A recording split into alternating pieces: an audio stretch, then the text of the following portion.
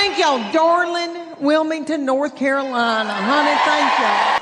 And thank y'all for watching that first Netflix special. Thank y'all. Thank y'all. That changed my life. And I have only watched it one time because if I watch myself, I feel like I'm going to vomit. And I'm ashamed to tell y'all, when I watched that thing, I should have been thinking, oh, I should have done that better, or I should have said that, or I could have done that. No. All I could think of the whole time I watched that thing was, when did my breast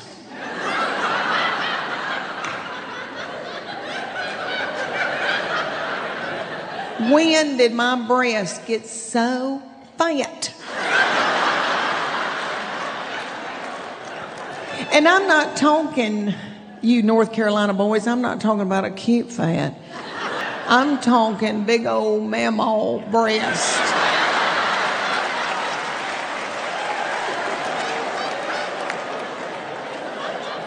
And it felt to me like one was going that way and one was going that way. And then, y'all, okay, I was in a movie with Reese Witherspoon and Will Ferrell. I know, that was crazy. That came out of nowhere. And I tell you who did that for me, that little Reese Witherspoon, that doll, that smart thing. And she made me her big sister, Gwyneth. And let me tell y'all that Reese Witherspoon is the size of this glass. And she stood next to me in that movie, in that wedding movie, and her little head hit right here. And when I saw the movie, I thought, oh, her head's the size of this breast.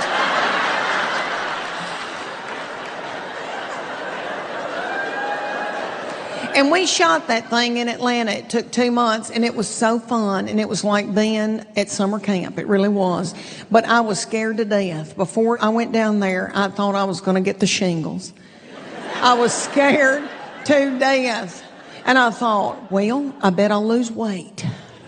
I bet I'll lose weight because I'm scared to death, and I'll probably have explosive diarrhea every day. And then I thought, all those little people in Hollywood are so tiny. Everybody's frail and little bitty. The men have got big heads and little legs. I don't know if y'all have all noticed that. Think of Tom Cruise. Big head, little legs. And I thought, well, I bet they don't feed those little Hollywood people when they're doing a movie. That'll be good for me. I can go without food for 2 months. Well, no, that's not what happens. There's a thing called Crafty. And these darling people cook all day long on a movie set. And because it's in a union, they have to feed you a hot meal every 2.5 to 3 hours. Reese didn't eat it. But I did. Because let me tell you this about movies. You sit there for a long time during the day with nothing to do until they call your name, and you get kind of bored. And then some little darling man will yell empanadas, and I would just take off running as hard as I could.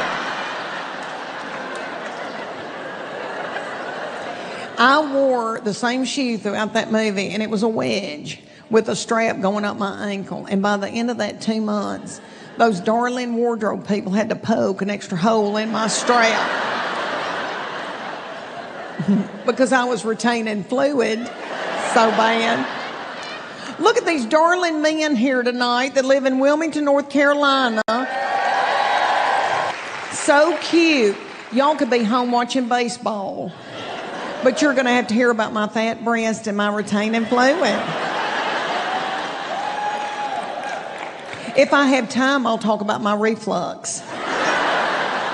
I don't know. Just hold on, boys. I don't know. Okay, let me tell y'all that I fell in love with everybody on that movie set, but I really got close to the hair and makeup people. And they were all local people from Atlanta.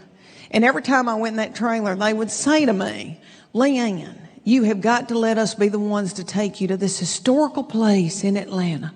Everybody's got to go at least one time in their life. Please let us be the ones to take you. And I was like, okay, I love history.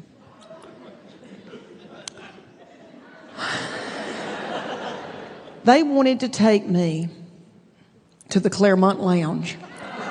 Anybody here heard of that? Well, let's tell all these other innocent and sweet, precious people what that Sodom and Gomorrah is.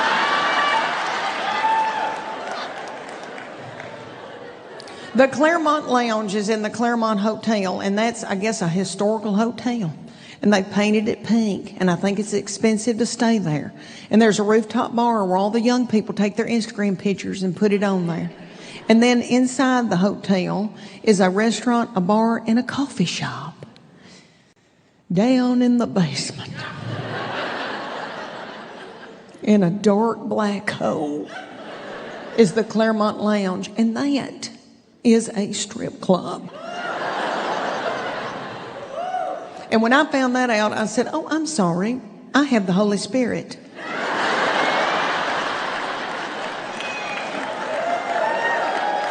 I know. I'm not going to that mess. And they were like, "It's not what you think it is, Leanny. Just trust us. It's not what you think it is." The only thing I've ever known about a strip club, there was one in Knoxville, Tennessee, that was on the side of the interstate, and it was called The Catch. And my little children thought it was a Mexican restaurant. And then I've seen movies, I've seen movies with strippers and professional athletes and lights and poles and all that kind of stuff. This is not that. This is more like Ripley's Believe It or Not. But I didn't know that, and they kept begging me to go, and I was so freaked out. I asked my middle child, Maggie, I said, "Do you think if I go to this thing, I'm going to feel the presence of Satan?" And she said, "Yeah, girl, I do." And I said to my baby child, who's fascinated by sin,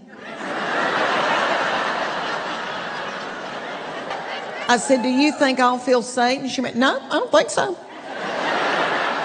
They both know I'm very sensitive. I have felt the presence of Satan on Bourbon Street. In New Orleans, I think he lives there full time. And in Las Vegas twice.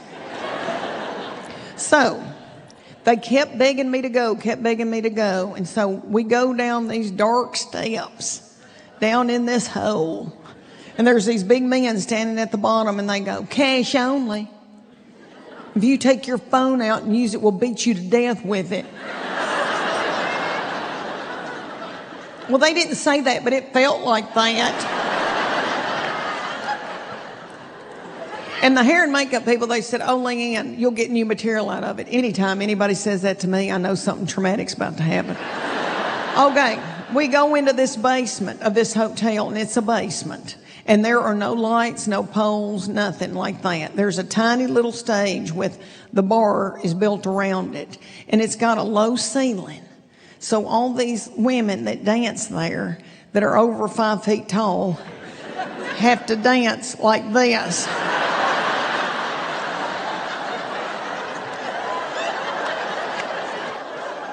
We go in there, and this is the impersonation the hair and makeup people had of me. They said that I held my purse all night and went.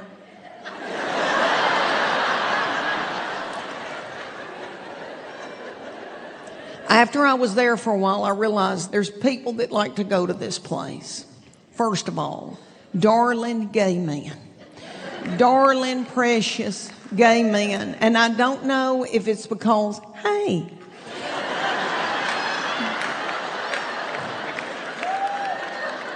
I don't know if it's because y'all like to encourage and lift up and cheer.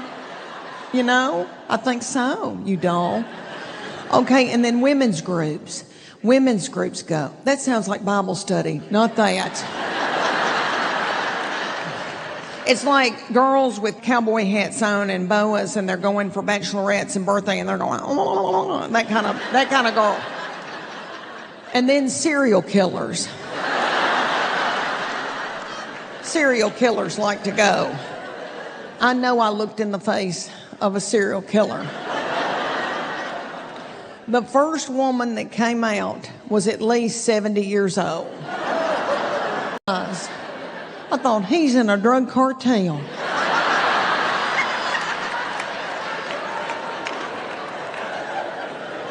He has another family in Idaho. I've always thought he had another family in Idaho because all of our married life he has said, I told you that, and he hasn't. He thinks he's told me stuff, and he has not. And I've said, I've never heard that before in my life. Finally, one day I go, are you telling a woman in Idaho all this? I said, are you going to let her go to Panera, Chuck? Okay, let me tell y'all that. Chuck